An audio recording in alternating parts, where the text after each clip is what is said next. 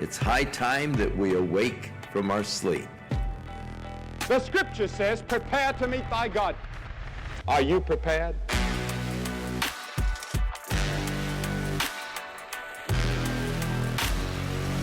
If you don't stand for something, then you will fall for anything. Now, we go to question number 4. Question number 4 is another legislatively referred constitutional amendment. And this would repeal language from the Nevada Constitution that allows the use of slavery and involuntary servitude as criminal punishments. This is, again, something that is coming just from people that don't want to use offensive language, that don't want to offend anybody. This is from something that was written into law, I think, back in 1955, if I'm not mistaken. And it's not even happening. It's not happening in Nevada anyways. There's really no opposition for this. So, it is what it is. Moving on now to question number 5. This is a legislatively referred state statute. So this would amend a state statute. And basically what they're trying to do is to amend the sales and use tax of 1955 to provide a sales tax exemption for child and adult diapers. And so, again, there's no opposition to this, and it doesn't sound like it's anything major. It doesn't sound like there's anything bad about that. So, do your own research on that and vote however you feel about that. Not a big deal. Moving now to question number 6, and this one is a big deal. This is a really big deal. Question number 6 is a citizen initiative constitutional amendment. So, citizen-initiated constitutional amendment. This one was big. You probably were approached by someone in the parking lot at a grocery store and asked to add your signature to a petition concerning reproductive rights. And the way that they were presenting this ballot measure was, it's so terrible for mothers. They don't have the right anymore to for their reproductive rights. Of course, reproductive rights is totally a deceptive term that doesn't tell you the truth. When I hear that term, reproductive rights, I would think something along the lines of some sort of health care for women and their ability and helping them to reproduce. But that is not what reproductive health care means. Reproductive health care means abortion. And when you look at what abortion is, well, it's the taking of life. It's the taking of an innocent life of a child in the womb. And, when I was approached by these folks in the grocery store parking lot, and they were asking me to put my signature on it, I engaged them in conversation. I asked them, well, can I ask you, what benefit does this have for the baby? What about the child in the womb? What about the innocent life that's going to be taken as a result of this? Have you thought about that? And man, that was kind of a stunning question. At some points, it was like, whoa, they backpedaled, and a lot of people don't think about that. This abortion issue, it's not just the right of one person here. We're talking about the right of two people, and the Bible tells us that we need to stand up for the innocent, and we need to use our voices to protect those that don't have a voice. That's a biblical concept. And when it comes to question number 6 on the November ballot, this question is talking about providing a state constitutional right to abortion, providing for the state to regulate abortion after fetal viability. And so basically, to summarize, we already have abortion in Nevada. And it's all the way up to the 24th week of the pregnancy. And then after that, there's the question of, there can be an abortion after the 24th week if the life of the mother is in jeopardy. And, I just want to say that from a Christian standpoint, that ethically, we understand that there's such a thing as the ectopic pregnancy, where the pregnancy occurs in the fallopian tube, and the life of a mother is at risk. And from a biblical Christian ethical standpoint, we understand that in those cases that an abortion it would be necessary to preserve the life of the mother. And we get that. Like, that's not something that we're against. But what this question number 6 does, and what the current law in Nevada already provides for, is that abortion can be undertaken for basically, any reason, any referral from a healthcare provider.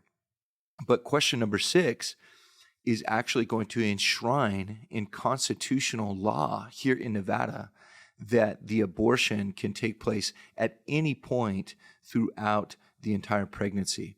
And of course, from a biblical worldview, from a biblical perspective, we think this is wrong.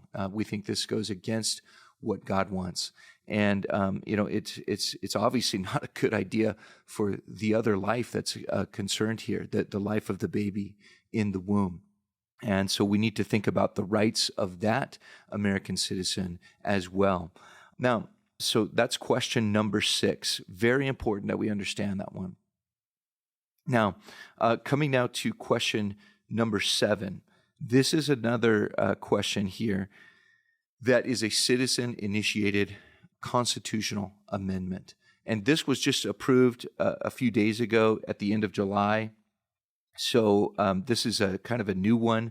I don't even have the final wording on what this is going to look like. But basically, this is voter ID. Voter ID being required to vote. And as of this writing, this was approved, a few days ago, like I said, at the end of July. And so this is something I think is a good thing, voter ID being required. And it could be any kind of photo ID, that you can get even from a public university. It could be a photo ID from, your driver's license, obviously. It could be your concealed carry permit. It could be any kind of government-approved photo ID can be used, a passport as well. But this is just something that's so interesting to me because the voter ID has been labeled as racist by the progressive left. That if we're going to require that, we're basically discriminatory towards certain people who can't afford to get a photo ID. But when you look at that argument and you study it and examine it, it kind of falls flat because it's so easy for anybody to get a government-issued photo ID. There's so many different ways you can do that, and it's kind of funny. It's kind of interesting to even get this initiative approved. The Secretary of State had to verify signatures of citizens of Nevada, and this whole initiative is about verifying the identity of those that are going to vote in Nevada. So, if it's racist for us to require that somebody would have verification of their identity before they can cast a vote, then it's also racist of the Secretary of State of Nevada to verify our signatures to get this on the ballot. So it just doesn't make sense. It's totally hypocritical, right? So those are the questions, though, that are going to be on the ballot in November. I want to go through them quickly one more time, just to summarize. Question 1 is about removing the constitutional status of the Board of Regents, which governs and controls and manages the state universities in Nevada, which would allow then the state legislature to review and change the governing organization. And again, that just gives more control and power to the government. And instead of citizens electing the Board of Regents, the government would basically be doing that.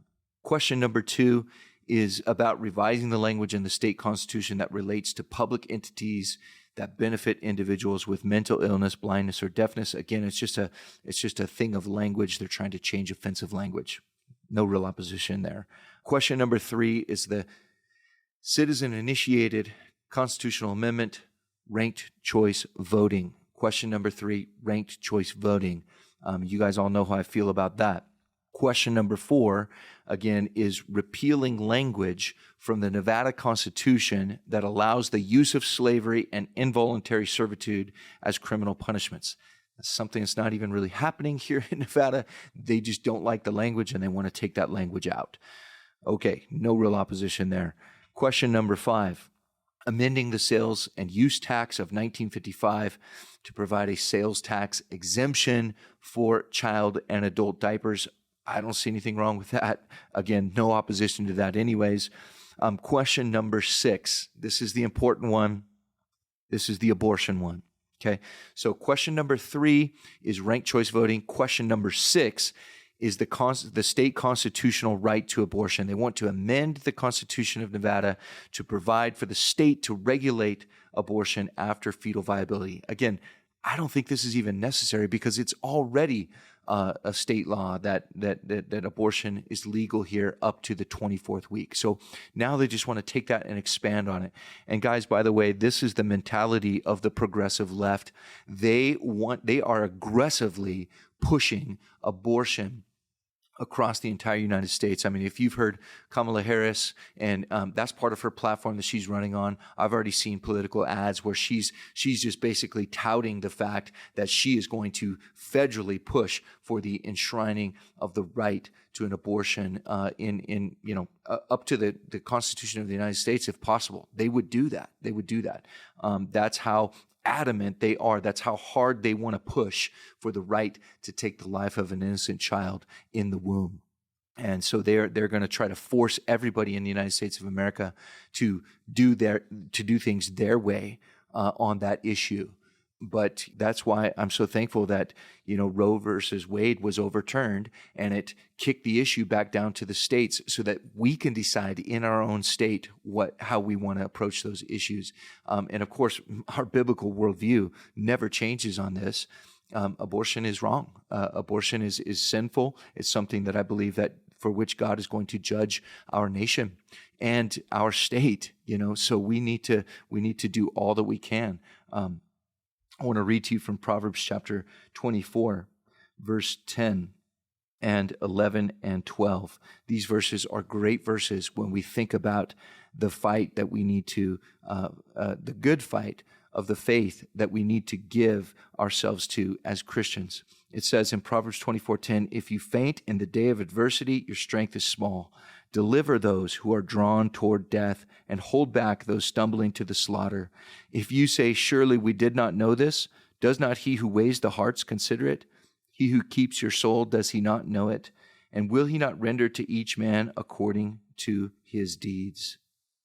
So those verses are important, guys, for us to consider as we think about, especially question number 6 and the attempt, a citizen-initiated Constitution amendment in their attempt to enshrine into the Constitution of Nevada the right to an abortion throughout the entirety of the pregnancy. Question number 7, another important citizen-initiated constitutional amendment to require voter ID. And the interesting thing about this is this makes so much sense. It's only logical that we would verify the identity of citizens of the United States of America before we vote in the elections of the state of Nevada and the country, and our country, the United States of America. It only makes sense to me that we would want citizens who live here and are working here and are, basically affected by the people that we put into office, that they would be required to show their ID. I mean, we have to show ID for all kinds of other things.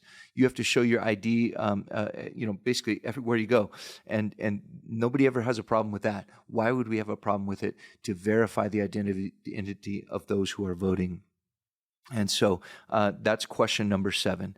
Guys, I hope and pray that as you've listened to this podcast, you've understood what the issues are, or at least you've gotten enough information to go and do some more research on your own.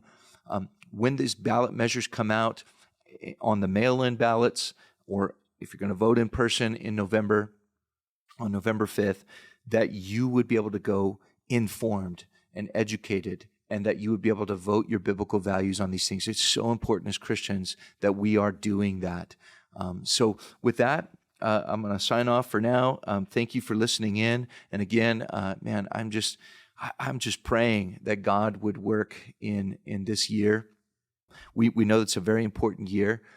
We know ultimately God is in control of all things. We're not afraid. We're not worried. We're just doing our best to be the salt and light in our community, and that's how we do it. One of the ways we do that is by voting, getting out and using our voice to vote for what we believe in. And this is something that we need to do. God bless you guys, and be praying. Let's be praying and just praying for our state, be praying for our country. It's so important that we are doing that. The Bible instructs us to pray for those that are in authority. And so we need to pray, but we also need to do. Just as I read at the beginning of this, that we are to do righteousness and justice, because that is more acceptable to the Lord than sacrifice. All right, God bless you guys. Bye.